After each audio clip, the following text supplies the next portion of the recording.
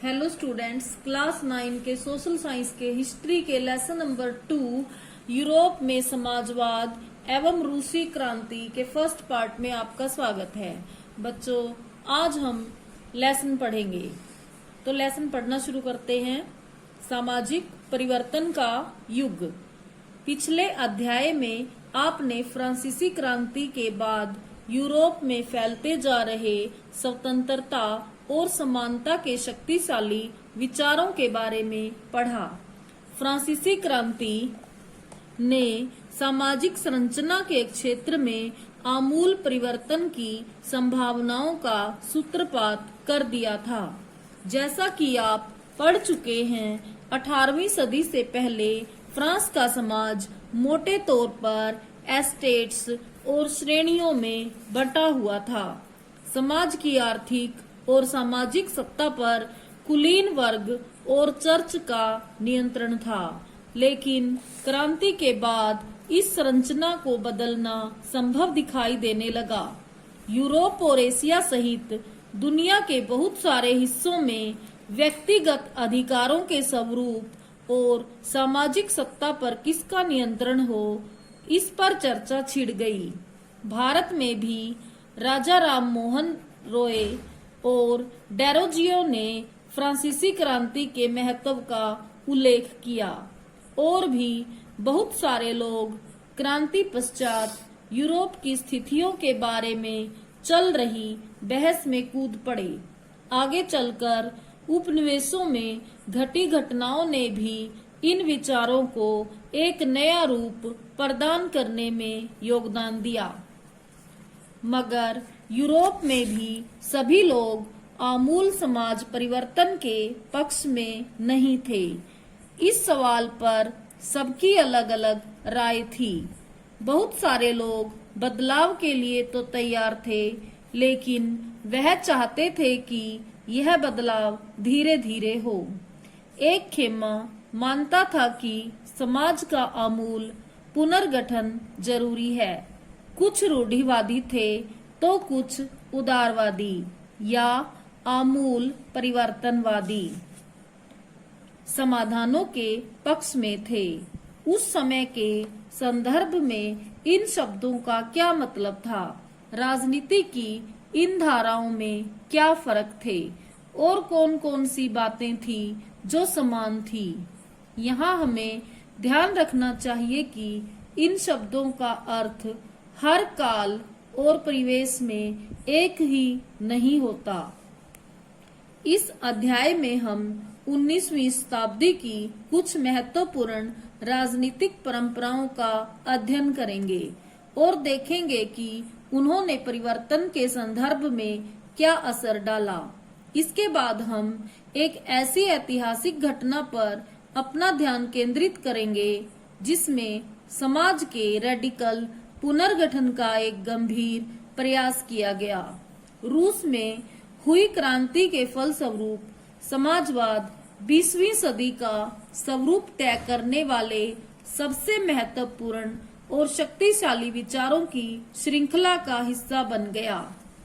उदारवादी, रेडिकल और रूढ़िवादी समाज परिवर्तन के समर्थकों में एक समूह उदारवादियों का था। उदारवादी ऐसा राष्ट्र चाहते थे जिसमें सभी धर्मों को बराबर का सम्मान और जगह मिले। शायद आप जानते होंगे कि उस समय यूरोप के देशों में प्राय किसी एक धर्म को ही ज्यादा महत्व दिया जाता था। ब्रिटेन की सरकार चर्च ऑफ इंग्लैंड का समर्थन करती थी। ऑस्ट्रिया और स्पेन कैथोलिक चर्च के समर्थक थे। उदारवादी समूह वंश आधारित शासकों की अनियंत्रित सत्ता के भी विरोधी थे। वे सरकार के समक्ष व्यक्ति मात्र के अधिकारों की रक्षा के पक्षधर थे। उनका कहना था कि सरकार को किसी के अधिकारों का हनन करने या उन्हें छीनने का अधिकार नहीं दिया जाना चाहिए। यह समूह प्रतिनिधित्व पर आधारित एक ऐसी निर्वाचित सरकार के पक्ष में था जो शासकों और अफसरों के प्रभाव से मुक्त और सुप्रशिक्षित न्यायपालिका द्वारा स्थापित किए गए कानूनों के अनुसार शासन कार्य चलाए। पर यह समूह लोकतंत्रवादी नहीं था। ये लोग सार्वभौमिक वयस्क मताधिकार यानी सभी नागरिकों को वोट का अधिकार देने के पक्ष में नहीं थे। उनका मानना था कि वोट का अधिकार केवल संपत्तिधारियों को ही मिलना चाहिए। इसके विपरीत रेडिकल समूह के लोग ऐसी सरकार के पक्ष में थे जो देश की आबादी के बहुमत के समर्थन पर आधारित हो। इनमें से बहुत सारे लोग महिला मताधिकार आंदोलन के भी समर्थक थे। उदारवादियों के विपरीत ये लोग बड़े जमींदारों और संपन्न उद्योगपतियों को प्राप्त किसी भी तरह के विशेषाधिकारों के खिलाफ थे। वे निजी संपत्ति के विरोधी नहीं थे, लेकिन केवल कुछ लोगों के पास संपत्ति के संकेंद्रण का विरोध जरूर करते थे। रूढ़िवादी तबका रेडिकल और उदारवादी दोनों के खिलाफ था, मगर फ्रांसीसी क्रांति के बाद तो रूढ़िवादी भी बदलाव की जरूरत को स्वीकार करने लगे थे। पुराने समय में यानी 18वीं शताब्दी में रूढ़िवादी आमतौर पर परिवर्तन के विचारों का विरोध करते थे, लेकिन 19वीं सदी तक आते आते वे भी मानने लगे थे कि कुछ परिवर्तन आवश्यक हो गया है। परंतु वह चाहते थे कि अतीत का सम्मान किया जाए, अर्थात अतीत को पूरी तरह ठुकराया न जाए और बदलाव की प्रक्रिया धीमी हो। फ्रांसीसी क्रांति के बाद पैदा हुई राजनीतिक उथल-पुथल के दौरान सामाजिक परिवर्तन पर केंद्रित इन विविध विचारों के बीच काफी टकराव हुए। 19वीं सदी में क्रांति और राष्ट्रीय कायांतरण की विभिन्न कोशिशों ने इन सभी राजनीतिक धाराओं की सीमाओं और संभावनाओं को स्पष्ट कर दिया। औद्योगिक समाज और सामाजिक परिवर्तन, ये राजनीतिक रुझान एक नए युग का द्योतक थे। यह दौर गहन सामाजिक एवं आर्थिक बदलावों का था।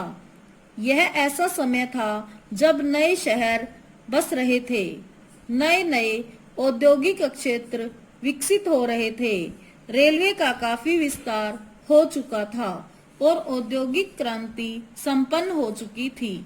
औद्योगिकीकरण ने औरतों, आदमियों और बच्चों सबको कारखानों में ला दिया। काम के घंटे यानी पाली बहुत लंबी होती थी और मजदूरी बहुत कम थी। बेरोजगारी आम समस्या थी। औद्योगिक वस्तुओं की मांग में गिरावट आ जाने पर तो बेरोजगारी और बढ़ जाती थी। शहर तेजी से बसते और फैलते जा रहे थे, इसलिए आवास और साफ सफाई का काम भी मुश्किल होता जा रहा था। उदारवादी और रेडिकल दोनों ही इन समस्याओं का हल खोजने की कोशिश कर रहे थे। लगभग सभी उद्योग व्यक्तिगत स्वामित्व में थे। बहुत सारे रेडिकल और उदारवादियों के पास भी काफी संपत्ति थी और उनके यहाँ बहुत सारे लोग नौकरी करते थे। उन्होंने व्यापार या औद्योगिक व्यवसायों के जरिए धन दौलत इकट्ठा की थी, इसलिए वह चाहते थे कि इस तरह के प्रयासों को ज्यादा से ज्यादा बढ़ावा दिया जाए। उन्हें लगता था कि अगर मजदूर स्वस्थ हों और नागरिक पढ़े लिखे हों तो इस व्यवस्था का भरपूर लाभ लिया जा सकता है। ये लोग जन्मजात मिलने वाले विशेषाधिकारों के विरुद्ध थे। व्यक्तिगत प्रयास, श्रम और उद्यमशीलता में उनका गहरा विश्वास था। उनकी मान्यता थी कि यदि हरेक को व्यक्तिगत स्वतंत्रता दी जाए, गरीबों को रोजगार मिले और जिनके पास पूंजी है उन्हें बिना रोक टोक काम करने का मौका दिया जाए तो समाज तरक्की कर सकता है।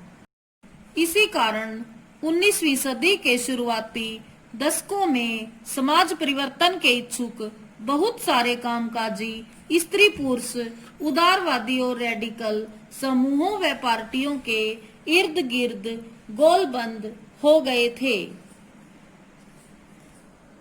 नए शब्द। मताधिकार आंदोलन, वोट डालने का अधिकार पाने के लिए चलाया गया आंदोलन। यूरोप में 1815 में जिस तरह की सरकारें बनी, उनसे छुटकारा पाने के लिए कुछ राष्ट्रीयवादी, उदारवादी और रेडिकल आंदोलनकारी क्रांति के पक्ष में थे।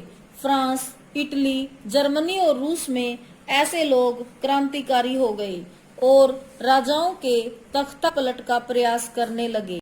राष्ट्रीयवादी कार्यकर्ता क्रांति के जरिए ऐसे राष्ट्रों की स्थापना करना चाहते थे जिनमें सभी नागरिकों को समान अधिकार प्राप्त हों। 1815 के बाद इटली के राष्ट्रीयवादी गिसेप्पे मेज़िनी ने यही लक्ष्य प्राप्त करने के लिए अपने समर्थकों के साथ मिलकर राजा के खिलाफ साजिश रची थी। भारत सहित दुनिया भर के राष्ट्रीयवादी उसकी रचनाओं को पढ़ते थे।